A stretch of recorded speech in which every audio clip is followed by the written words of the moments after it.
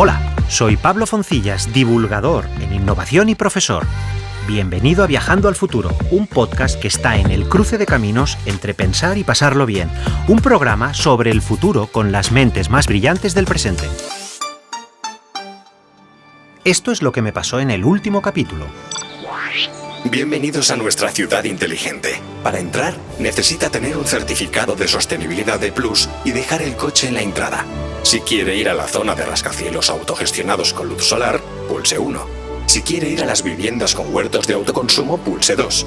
Si quiere ir a la playa de la Sagrada Familia, pulse 3. ¿Playa de la Sagrada Familia? El nivel del mar ha subido mucho en los últimos años. No se ha podido revertir el cambio climático, pero al menos los políticos se lo han tomado en serio antes de que sea demasiado tarde. Greta Thunberg ha hecho un gran trabajo. ¿Greta Thunberg, la activista? No, la actual presidenta de los Estados Unidos.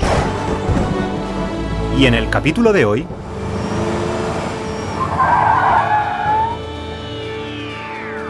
¡Ya hemos llegado! ¡Bienvenido al 2050! Perdona, Doc, tengo que cogerlo. No sabía que había roaming también viajando en el tiempo. Hola Pablo, ¿cómo estás? ¿Cómo llevas la conferencia sobre el futuro? ¿Faltan solo unos pocos días? Bien, ahora estoy, ¿cómo lo diría? Acabándome de documentar un poco. Quería darle unos últimos toques. ¿Y dónde te estás documentando? Pues en una biblioteca. Mucho ruido oigo yo para una biblioteca, ¿no? Precisamente ahora tengo que colgar. Que piden silencio, ya te llamaré. En fin, más vale que siga consiguiendo información. Ahora me gustaría saber cuáles son las demandas de empleo en 2050. Lo puedes consultar en este catálogo de ofertas de trabajo online. ¡Wow! Una pantalla virtual que se genera automáticamente como en las películas. Voy a ver. El empleo más buscado es el de psicólogo. ¿No hemos cambiado tanto? ¡Sigue leyendo! Psicólogo... ¿de robots? Pues sí que ha evolucionado la inteligencia artificial. Me consuela saber que los humanos seguimos teniendo un papel importante en la sociedad. La verdad es que el trabajo en 2050 se presenta lleno de novedades apasionantes. Por cierto, me he quedado con una inquietud de la llamada. ¿No sabes si tendrás bastante información para hacer la conferencia? No. Si cuando llamas al extranjero ya cuesta dinero, ¿cuánto costará una llamada a otra dimensión temporal? Hoy, en Viajando al Futuro, hablaremos sobre cómo será el trabajo en los próximos años. Para ello, viajaremos al 2050 de la mano de la doctora en Sociología, Liliana Arroyo. Nos pintamos un futuro muy distópico y la verdad es que yo soy optimista respecto al futuro del trabajo porque necesariamente vamos a tener que repensar el trabajo. También hablaremos con la directora de una de las mayores empresas de software especializada en gestión de datos hospitalarios, Arantxa Unda. Si las humanidades se enseñan bien, desde mi punto de vista, fomentan la empatía, fomentan el pensamiento crítico, fomentan la reflexión y estas habilidades van a ser muy importantes de cara al futuro, ¿no? Con la especialista en startups, Taryn Anderson. Las actividades no tecnológicas van a ser todas aquellas que estén en concordancia con lo que son los sentidos, las emociones, que eso es lo único que no se va a poder robotizar. Y con la psicóloga Patricia Ramírez. Está claro que nosotros no vamos a cambiar el mundo de las redes sociales, ni vamos a conseguir que quiten los likes. ¿Por qué no? Porque me parece que es luchar contra molinos, pero sí podemos educar en valores para que la gente joven sepa realmente dónde está el valor de su persona. Esto será en unos segundos porque estamos viajando al futuro. Siempre se habla de que en el futuro los robots nos quitarán el trabajo a los humanos. ¿Pero es realmente así? ¿Qué tipo de trabajo nos quedará a los humanos a medida que las máquinas vayan aprendiendo a hacer cada vez más y más cosas? Se lo preguntaré a Liliana Arroyo. Seguro que ella tiene una respuesta. Liliana Arroyo, Barcelona 1985, doctora en Sociología e investigadora del Instituto de Innovación Social de ESADE. Experta en transformación digital e impacto social, responsable del comité científico del evento regional Reshaping Work sobre el futuro del trabajo en Barcelona. Acaba de publicar su primer libro, Tú no eres tu selfie, 9 secretos digitales que todo el mundo vive, pero nadie cuenta. Liliana, cuando pensamos en el futuro del trabajo, mucha gente es un poco catastrofista, ¿no? Parece que en el imaginario Parece que están los robots que van a destruir nuestros puestos de trabajo y que las condiciones laborales serán cada vez más precarias. En cambio, tu mirada es optimista. ¿Por qué no empiezas compartiendo un poco esa mirada, que es la que nos parece interesante, ¿no?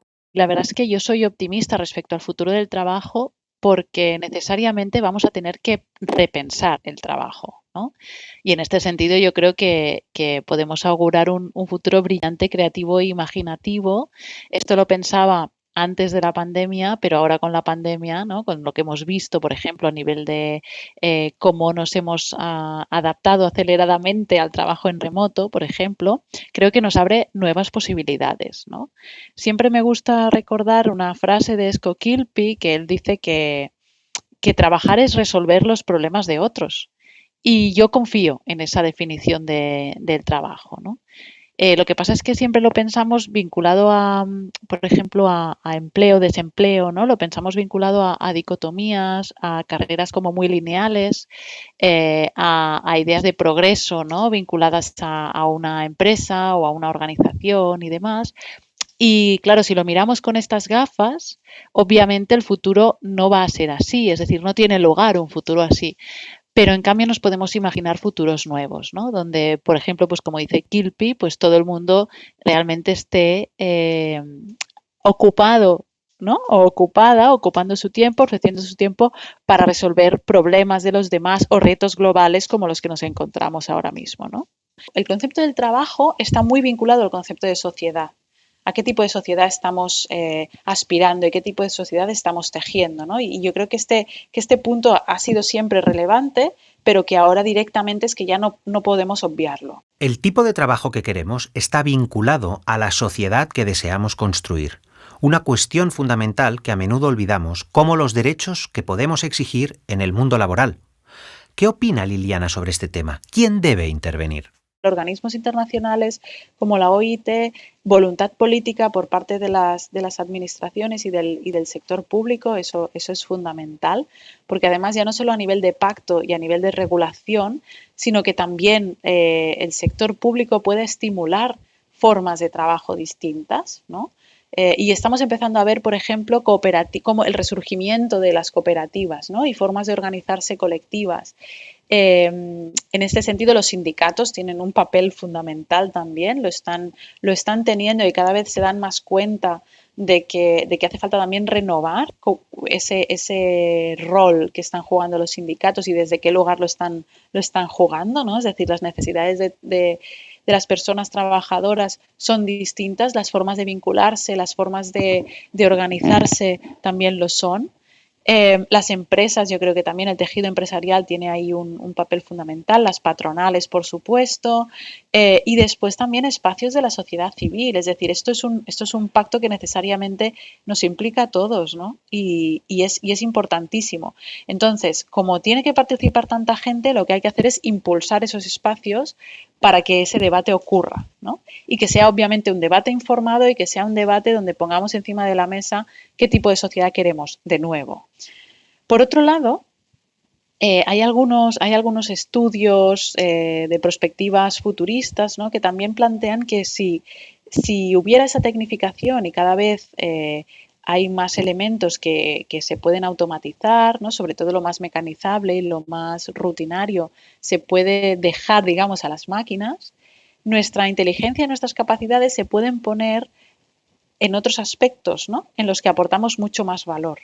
Y los elementos que apuntan este tipo de estudios pues son la creatividad, son la empatía, son la intuición, ¿no? Es decir, hay una serie de capacidades que son humanas y estrictamente humanas y que no nos planteamos que se puedan mecanizar.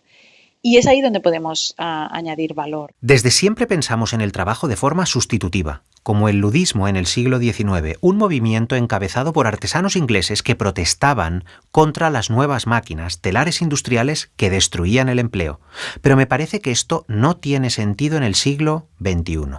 Le voy a preguntar a Liliana. Las máquinas vienen a liberarnos tiempo, ¿no? Y si nos liberan tiempo, entonces ¿dónde está nuestro valor y qué es lo que podemos hacer, ¿no? Podemos imaginarnos nuevos trabajos. Y esto lo ligo también con la figura de las humanidades y cuál es el papel que pueden jugar las humanidades. Por un lado, estamos viendo un resurgimiento, un momentum espectacular para las humanidades en el sentido de qué lugar ocupa la ética en el desarrollo tecnológico, ¿no? Y viendo que nuestra capacidad tecnológica aumenta y por tanto lo hace también el impacto en incluso en nuestro concepto de qué es persona humana, ¿no? Pues la ética, la filosofía, la capacidad de hacerse preguntas y de dotar de sentido a esas herramientas, vamos a llamarlo así, tecnológicas que estamos desarrollando, pues tiene un papel muy importante, ¿no? Además que hay tendencias de pensamiento, corrientes de pensamiento que nos muestran que en Occidente sobre todo tenemos un pensamiento muy parcelado, muy compartimentalizado, ¿no? Y que somos muy ordenados, digamos, y estamos separando lo que es lo técnico, lo científico natural, lo científico social, lo humano, ¿no? La parte de humanidades, filosofía, etcétera. Lo tenemos muy compartimentalizado y son disciplinas que hemos separado y nos ha funcionado en cierta manera que estén separadas, ¿no?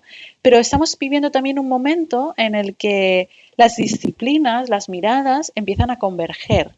Con lo cual las humanidades ya no es que van a necesitar que buscar su papel, ya no es que vayan a necesitar encontrar su lugar o hacerse un hueco en medio de un mundo muy tecnificado, es que no se va a poder entender un mundo tecnificado sin esa vertiente más humana, ¿no? Más humanista, por así decirlo. Y de hecho estamos frente al auge de corrientes de tecnología o de humanismo tecnológico. Las humanidades tienen futuro, menos mal. Uno de mis abuelos era escritor y le reconfortaría escuchar lo que dice Liliana.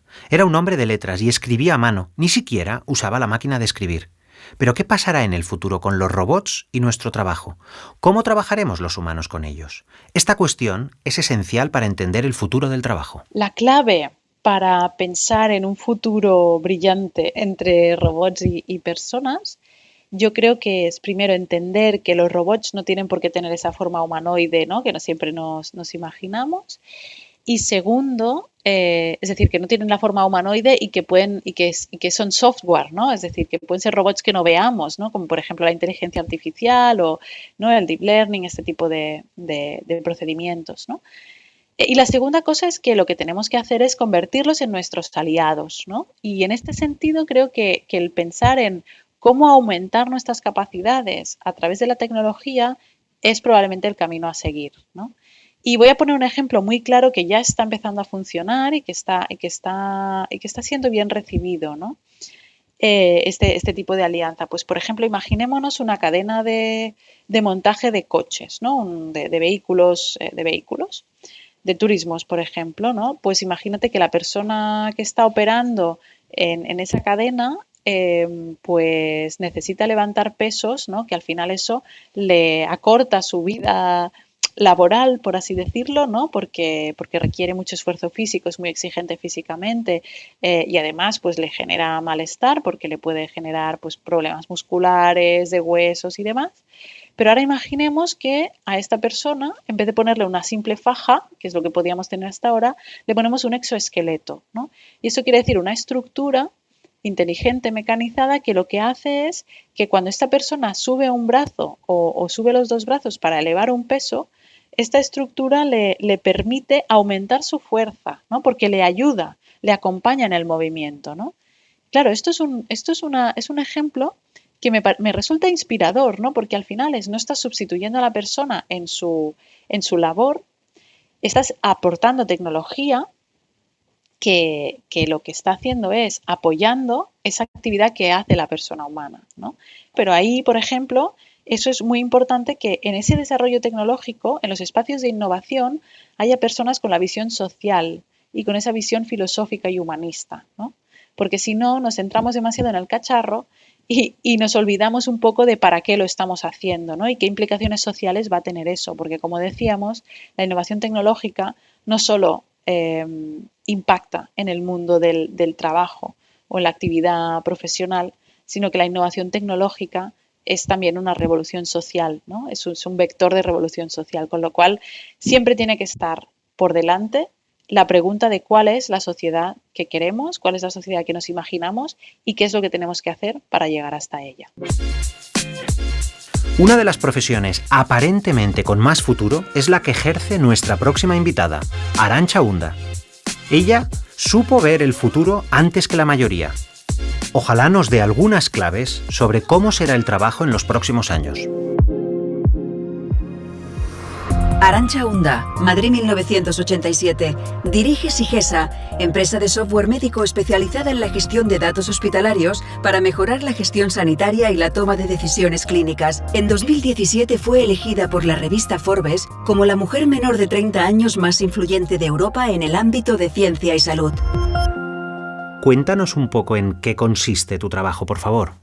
Yo soy la directora general de Sigesa.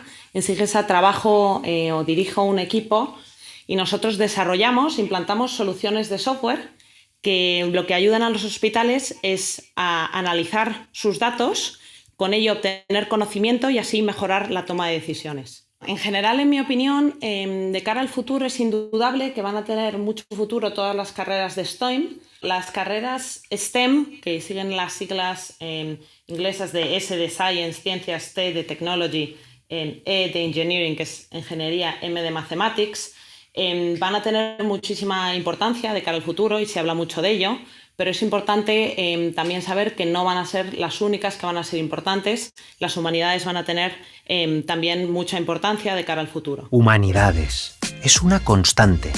Iñaki Gabilondo, ya en el primer episodio de Viajando al Futuro, destacó la importancia de las humanidades como estudios de futuro junto con los técnicos. Iñaki me dijo, después de entrevistar a alguno de los científicos más importantes del mundo, que el futuro de la raza humana pasa por estudiar la ciencia sin olvidar las humanidades. Desde ese momento, uno tras otro de los protagonistas de este programa han confirmado su opinión, incluyendo a Arantxa. De acuerdo, un mundo sin humanidad no merece la pena ser vivido. Entonces, ¿cuál es el principal reto para la formación? ¿Se trata de formarnos en capacidades o en tener títulos? Creo que también las humanidades van a tener un rol muy importante.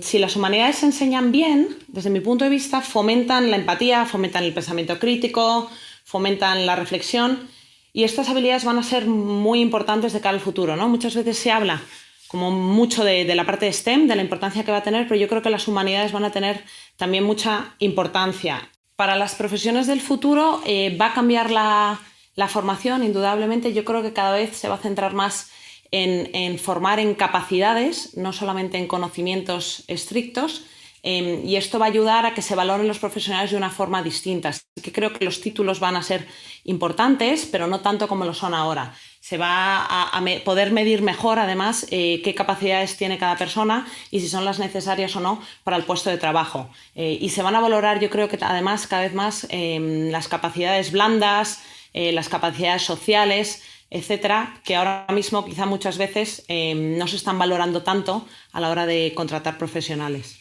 Es indudable que el sector salud va a sufrir cambios en los próximos años y hay algunos que parecen bastante claros. Se dice que se va a enfocar la medicina un poco más a la generación de valor, no tanto al número de pacientes que se atienden, sino asegurar que se genera valor en la atención del paciente.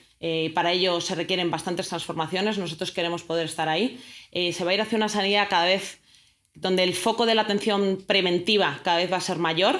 Nosotros también queremos estar ahí, también estamos trabajando un poco esa línea. Se va a ir también hacia una atención sanitaria que cada vez sea más personalizada para los pacientes y nosotros, pues obviamente también dentro de nuestro foco está también en esa dirección, ¿no? En poder ir a ayudar a que la atención cada vez sea más personalizada. La OMS define la salud como el bienestar físico, mental y social. En España, redondeando la cifra de profesionales en este ámbito, podríamos estar hablando de 1 millón de personas aproximadamente. Tengo una oportunidad de oro para preguntar a Arantxa qué trabajo de futuro identifica en el sector de la salud. Bueno, el Big Data sanitario es una profesión de futuro porque sanidad es uno de los sectores que, por un lado, más materia prima, digamos, tiene para el Big Data sanitario. Es uno de los sectores que más datos genera. Se estima que en torno a un 30% de todos los datos que hay en el mundo acumulados ahora mismo son datos sanitarios. Y crecen a una velocidad exponencial. Cada vez se acumulan más y más datos. Evidentemente, para el análisis de datos, para el Big Data, un tema que es importantísimo es poder tener datos disponibles. En sanidad hay muchísimos datos disponibles. Por otro lado, también es una profesión de futuro porque se podría considerar que en este sector se tiene la materia prima y se tiene la necesidad. Con lo cual, claramente, va a haber un foco en esto de cara al futuro y por eso pensamos que es una profesión de futuro y desde luego es un sector que tiene muchísimo futuro. Uno de los factores que determinarán más el éxito en el trabajo del futuro es la capacidad para detectar y crearte tus propias oportunidades. Por eso, me gustaría hablar con una experta internacional en startups, Taryn Andersen. Taryn Andersen, Barcelona 1974. Es CEO y cofundadora de Impulse for Women. Además, es directora de Relaciones con Inversiones en Telegraph Hill Capital, Venture Capital y miembro jurado del programa de EIC de H2020 para las SME en Innovación de la Comisión Europea. Forma parte del board de WeGate de la Comisión Europea y es miembro senador del World Business Angel Forum. Tiene más de 15 años de experiencia en el sector de las finanzas a través de la banca privada gestionando activos. Teniendo a una experta en emprendeduría, la primera pregunta es obligada. ¿Cómo serán las startups del futuro? ¿En qué sectores cree que hay futuro? Bueno, yo creo que la startup, el concepto va a ser el mismo, o sea, ahora o en el 2060. Básicamente es una empresa de nueva creación, donde haya un modelo de negocio que esté resolviendo un problema, una necesidad, y las actividades no tecnológicas van a ser todas aquellas que estén en concordancia con lo que son los sentidos, las emociones, que eso es lo único que no se va a poder robotizar. Y en muchas ocasiones todavía se ha demostrado que las máquinas evidentemente no llegan a lo que el humano puede llegar. Y las emociones de una sonrisa de una persona, eso no te lo va a dar una máquina tampoco. No sé si os habéis dado cuenta, pero en este episodio, en el que hemos viajado al 2050 para entender cómo será el trabajo en el futuro, todas las invitadas del programa son mujeres. Así que me gustaría compartir la experiencia de Taryn apoyando a las mujeres emprendedoras. ¿Qué la impulsó a atender a este colectivo?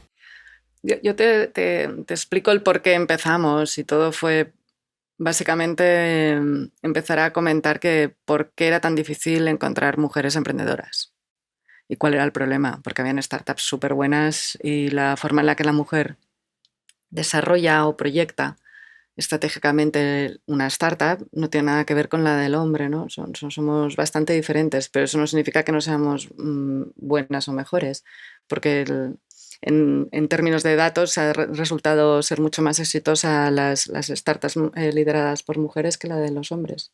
Nosotras, primero, hay una parte que es graciosa. Tú a una mujer le das un trabajo y está más pendiente de que le digas cuál es el título que le vas a dar que el salario que va a tener. Y esto es algo que prácticamente en términos generales funciona. La parte otra curiosa es una mujer lleva las finanzas en su casa, pero a la hora de ir a buscar capital le causa unos estragos impresionantes. También creo que aquí es por falta también de información. ¿Qué significa que le causa unos estragos impresionantes? Perdona. Básicamente no se siente cómoda, lo aplaza, no le da la importancia que tiene que darle, le da la importancia porque sabe que lo necesita y ya cuando no queda otro remedio salta. Pero no es como el hombre que de repente es consciente de, ostras, yo tengo que ir a buscar dinero. Que además es gracioso porque tú el cash flow de un hombre le puedes quitar ya el 25%, porque está fuera de realidad. Y en cambio coges el de una mujer y está, vamos, se equivocan de un 5% más, menos. Que luego por contra son actitudes generales, ¿vale? De comportamiento que tenemos, que evidentemente no es todo el mundo igual, pero sí que a nivel de términos generales. Y luego es cuando nos quedamos mucho más tiempo es viendo cómo son psicológicamente, cómo se llevan los socios, qué forma cultural tienen, qué forma de pensar tienen, cómo reaccionan el uno con el otro y el equipo, cómo tienen todo ordenado. Porque para nosotros la parte más importante o la razón mayoritaria por la que se nos caen las startups dentro del portfolio es por culpa de la mala relación entre los socios. No tiene nada que ver con el modelo de negocio. ¿Cuáles son los retos para superar la brecha? Mi propuesta ha sido traer Impulse for Women como solución, básicamente porque cualquier inversor que entra en Impulse for Women, que además, como comentaba, el inversor no sabe dónde encontrarlas y nosotras ahora mismo ya tenemos 3.000 startups y vamos hacia 10.000 de cara a diciembre. Y es que la mujer en el momento, si existe un problema de biocodificación, que yo lo acepto, pero no lo creo que sea así. A mí no me pasa, por ejemplo. A mí no me da miedo el inversor y no debería darle miedo porque no. Básicamente, el inversor tiene también jefes y el inversor tiene gente que se le sienta delante y le está diciendo ¿por qué tú estás invirtiendo en esta mujer y no en la otra, ¿no? O en otra startup que sea de otro formato, ¿no? Sobre todo ese tema lo sacamos muchas veces y lo menciono mucho con el tema de los embarazos, que es verdad, que los inversores se sientan y preguntan ¿y por qué? ¿Y cuándo te vas a quedar embarazada? Sobre todo si ven una chica joven. Pues ellas entran automáticamente en blanco y se quedan que ya le tienen miedo al inversor, creen que van en contra de ellas y no tiene nada que ver. Y en el momento que les explicas el por qué estás explicándole eso, yo digo, a ver, yo tengo inversores dentro de mí, yo tengo que hacer reporte cada 3 meses y tengo que explicar por qué invierto en ti y no en otro. Si tú te vas a poner a tener un niño, imagínate que te encuentras mal, que no puedes hacerlo o que luego cambia tu forma de pensar y reduces en tu actividad laboral. Digo, a mí me estás matando mi inversión y yo tengo que reportar a otras personas. Entonces, cuando tú empiezas a explicarles a ellas de forma lógica del por qué un inversor hace este tipo de preguntas, entra una relajación. Y creo que hay algo importante, que la mujer es como los consejos de administración, que estábamos el otro día hablando de que deberían de hacer más cursos de mujeres en consejos de administración y estamos mirando para que se hagan. Cuando una mujer se sienta y ve que en un consejo de administración hace lo mismo que está haciendo ella en el día a día en la empresa, se apuntarían muchas más. Las nuevas tecnologías crean nuevas profesiones y oportunidades de trabajo, trabajos que antes ni siquiera éramos capaces de imaginarnos. Un trabajo que hasta hace poco no existía es el de psicólogo influencer.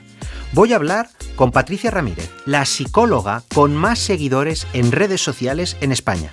Hoy nos va a explicar cómo su trabajo es distinto debido a este motivo. Patricia Ramírez, Zaragoza 1971. Es psicóloga, aunque es más conocida como @patripsicóloga. A lo largo de su carrera ha escrito varios libros, ha colaborado con distintos medios de comunicación y ha impartido numerosas charlas y talleres. En su centro de psicología, en el que trabajan 11 psicólogos online, trata trastornos de todo tipo relacionados con la psicología clínica, la psicología de la salud, del deporte y la psicología de la vida cotidiana. Para mí ha cambiado bastante y las nuevas formas de comunicación yo creo que me han abierto a la divulgación y a llegar a miles y miles de personas. Cuando yo empecé la carrera de psicología yo quería atender pacientes y aquello era un uno contra uno, ¿no? O el trabajo con una persona. De repente empecé a dar cursos de formación profesional y de repente empecé a impartir talleres. Un día me vi en los campos de fútbol con los jugadores, otro día me vi en televisión, o sea, cada vez la gente que tenía detrás era un campo mayor y de repente la pandemia me descolocó completamente de mi forma de trabajar y pasé de lo máximo que había alcanzado de audiencia, que era hacer una obra de teatro relacionada con la relación de pareja, la que hago con Silvia Congost, a pasar a tener a cientos y cientos de personas a través de talleres virtuales.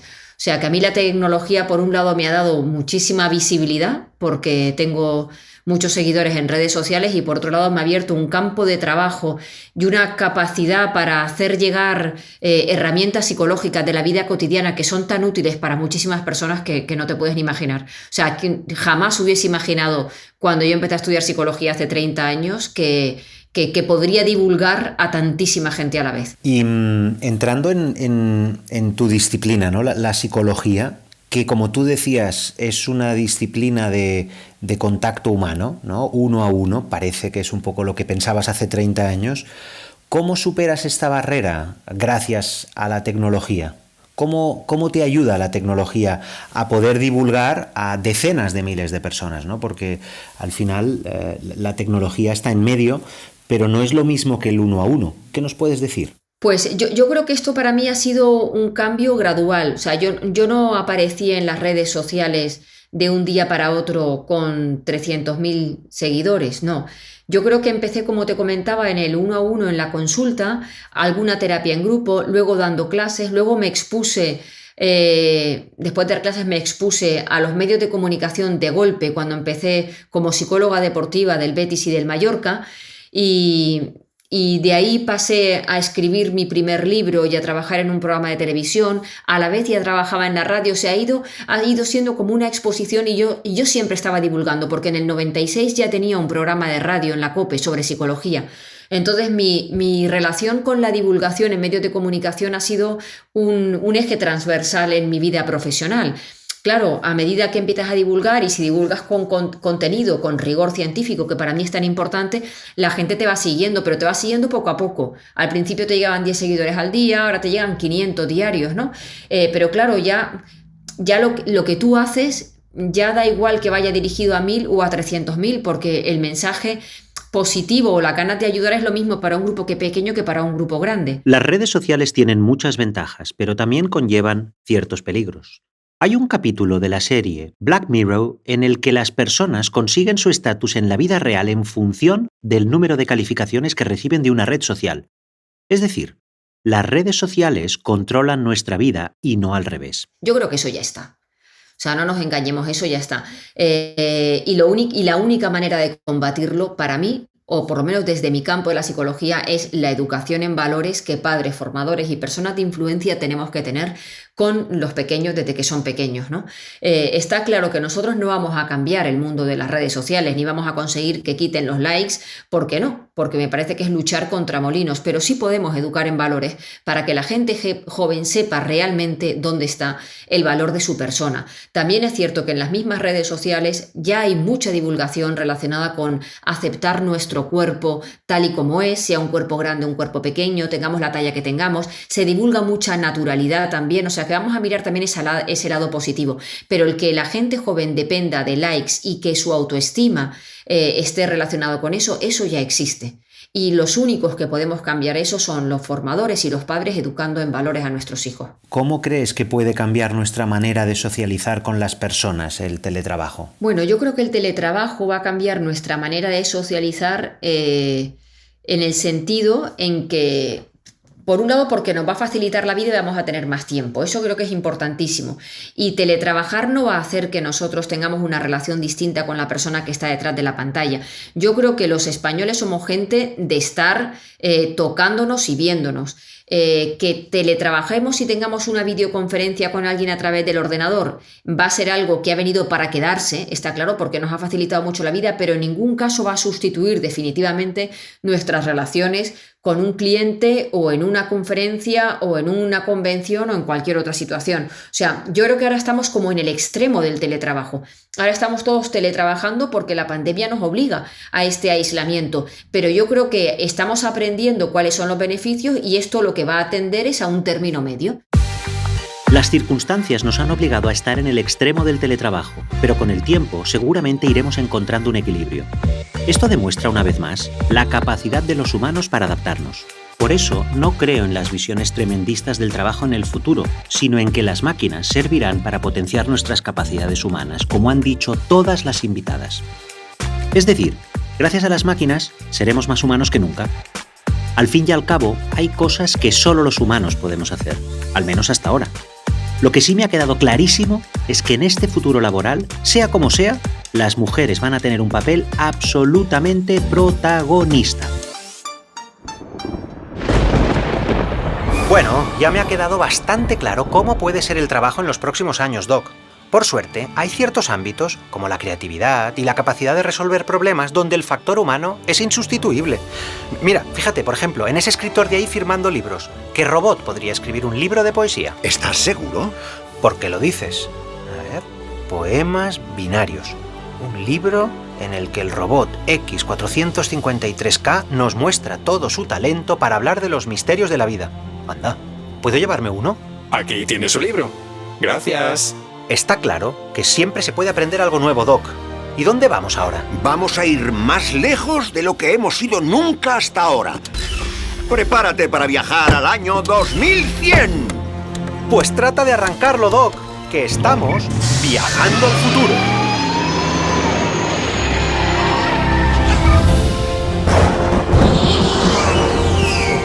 Soy Pablo Foncillas y en nombre del equipo de Viajando al Futuro quería terminar dando las gracias a Vidacasha, que ha hecho posible este podcast.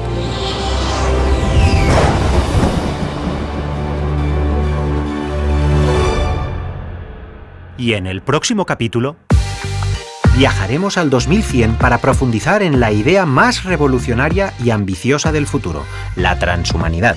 Hablaremos con un auténtico cyborg, Manel de Aguas, con la profesora de bioética Elena Postigo, el experto en transhumanismo Albert Cortina y el biohacker Daniel Grajales.